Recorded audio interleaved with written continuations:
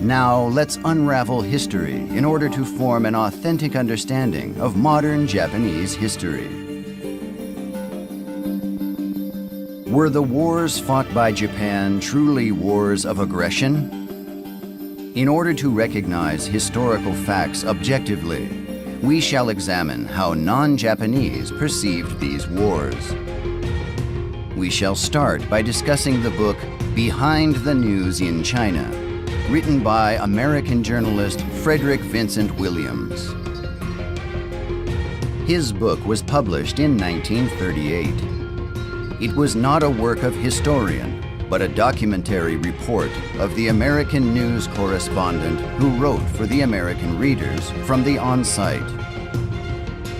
Williams described the issues vividly, how the conflict was going on between Japanese army and Chiang Kai-shek in Manchuria.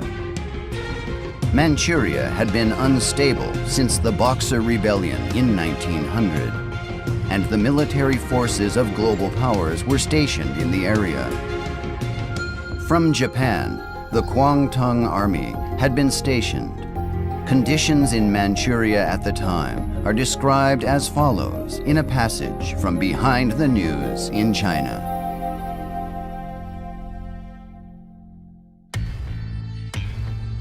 Japan knew too well the sloth and weakness of the Chinese masses at large, and the treachery and greed of the Chinese warlords. Japan had driven the warlords and their hired gangster armies out of Manchuria and made of that country a territory.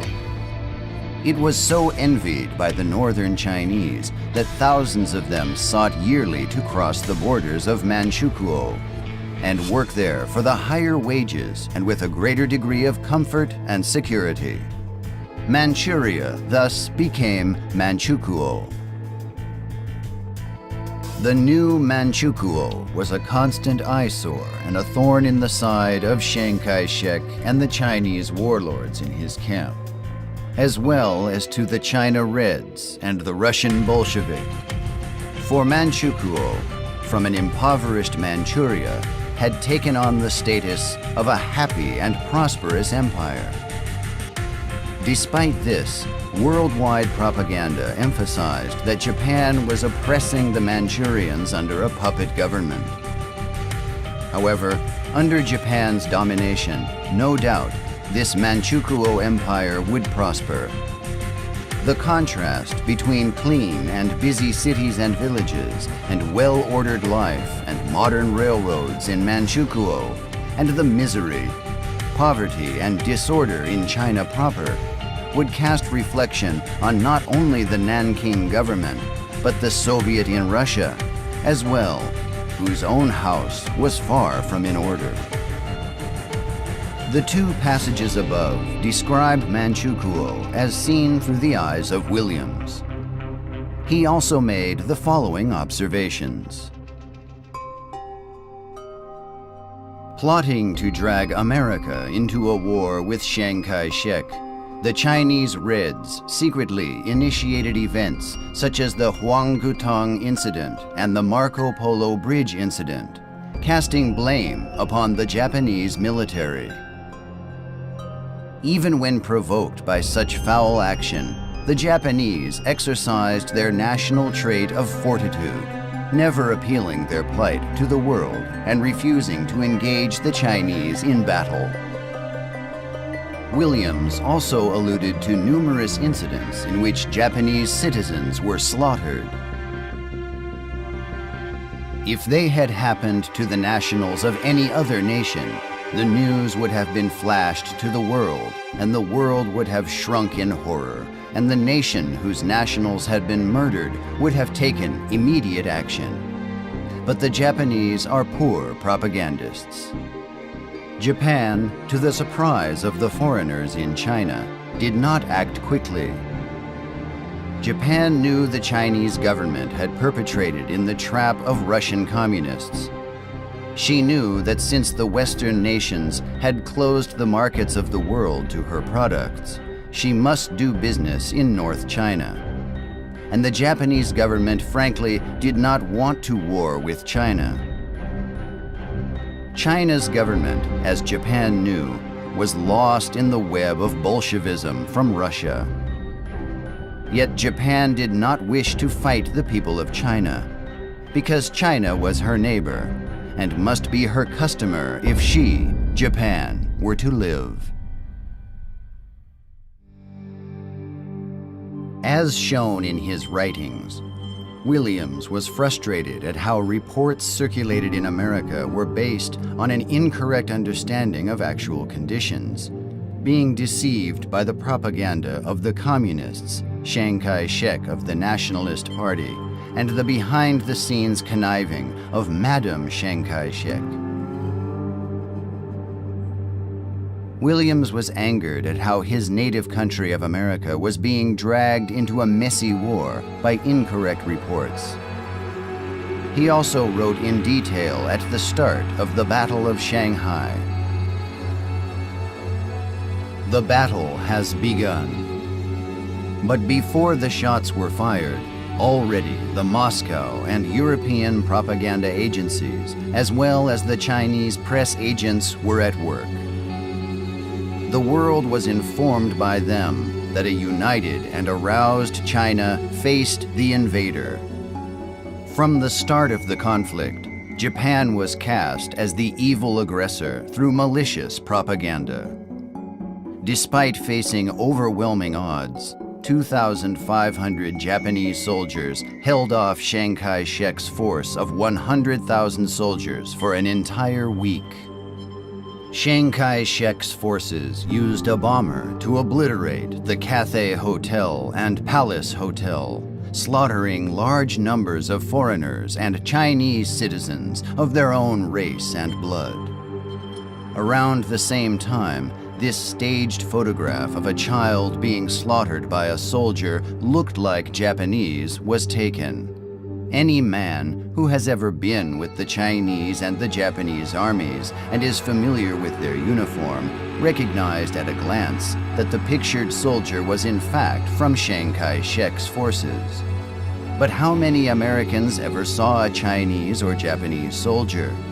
The photograph was published in America's Life magazine, arousing the sympathy of 130 million American citizens. It fueled the belief for the cruelty of the Japanese army and succeeded in generating massive anti-Japanese sentiment. Propagandists deceived America by taking advantage of how American citizens were unable to distinguish between one of Chiang Kai-shek's soldiers and a Japanese soldier, creating a countless number of fake photographs. Surprisingly, Williams's writings were published under the title of Behind the News in China in 1938, immediately after the Battle of Shanghai. Nevertheless, the articles of forged Japanese bad guys theory had been washed away on Western news media in general. Furthermore, together with Ralph Townsend, Frederick Vincent Williams was arrested and imprisoned after the start of the war between America and Japan. The men were charged with having disseminated information that was advantageous to Japan.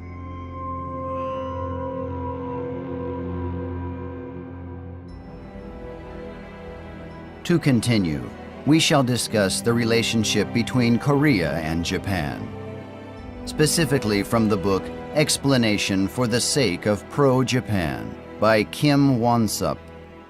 We shall investigate conditions related to Japan's annexation of the Korean peninsula. He wrote as following: "Being born and raised in Korea, I once held strong anti-Japanese sentiment. I hated Japan and refused to study the Japanese language. Furthermore, I felt disgusted when seeing a Korean citizen speaking Japanese. However, my feelings toward Japan would undergo a great change. Upon traveling overseas, I was surprised at how refined Japanese people actually are. Indeed, I learned that Japanese possess many outstanding traits when compared with Koreans. I became capable of considering the position of Korea and Japan in international society through a more objective perspective. Gradually, I escaped from the warped and biased historical awareness concerning the opening of the Korean Peninsula and Japanese governance. I feel that I now have a balanced historical awareness. A warped and incorrect historical notion has formed the basis for calculated creation of anti-Japan sentiment. From childhood, at school, at home, and in society, Korean citizens learn a history which has been fabricated using a variety of methods. As a result, normal Korean citizens are instilled with a false historical notion regarding the period of the Governor-General of Korea. They believe that Koreans lived as slaves of the Japanese, exploited, killed, and driven out of their homeland. I ardently hope to correct this distorted historical notion of Koreans, no matter what it takes.